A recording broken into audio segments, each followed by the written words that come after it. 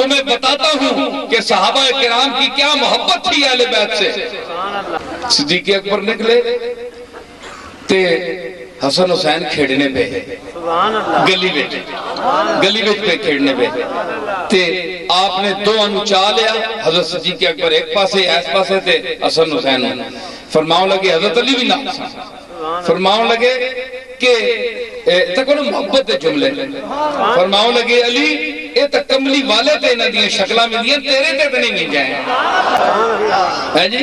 تے حضرت علی ابو بکر دی گال سن کے مسکرا رہے ہس دے کہ مطلب ہے تو ٹھیک آکھ ہے انہ دی شکلہ نانے تے ہے جی، ایک گلہ نہ دیاں سمجھ آئی۔ تے جس ویلے حضرت عمر دے پتر نے آکھیا کہ تو والی ہے اور امیر المومنین ہے تے سانو حصہ تو حسن تے حسین نو زیادہ دینا ہے، سانو بھی دے میں خلیفہ وقت دا پتر ہوں، تیرا پتر ہوں۔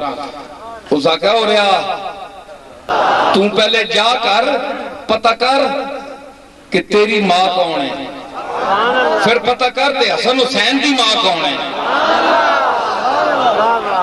تو حسن حسین دے ماں جائی ماں لیا، حسن تے حسین جے پیو جا پیو لیا تے حسن تے حسین جے نانے جا نانا لیا تو پھر انہوں نے مطابق حصہ کہنے۔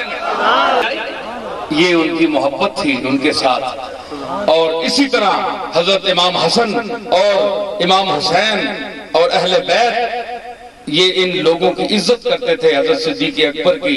یہ حضور کے اس دور کے ساتھی ہیں جب حضور کے ساتھ اور کوئی نہیں تھا۔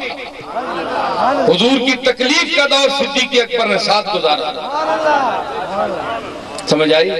اگر حب اہل بیت نہ اے تقاضا ہو گیا کہ صدیق نو تے صحابہ نو اے جلیل القدر صحابہ نو برا آکھا جاوے معاذ اللہ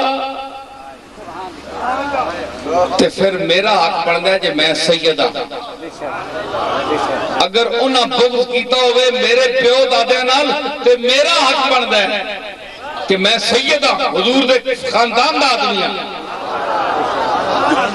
میں اس خاندان دا ہو کے تو انہوں دس رہا کہ انہاں کوئی زیادتی نہیں کی تھی، نہ صدیق اکبر کی تھی نہ فاروق اعظم کی تھی ہے۔ اور اگر ایک کرنا تاریخی طور تے ثابت ہو گیا تو میں انہوں چھوڑ دے مائیں، سمجھ آئی۔ میں انہوں دا اس واسطے بھی غلام اور نیاز مندہ کہ ایک کملی والے تے انہوں دی آل دے مقام شناس سن۔ اپنے عقیدے نو ٹھیک کرو، اے کل تواڈے واسطے وبال بن سی۔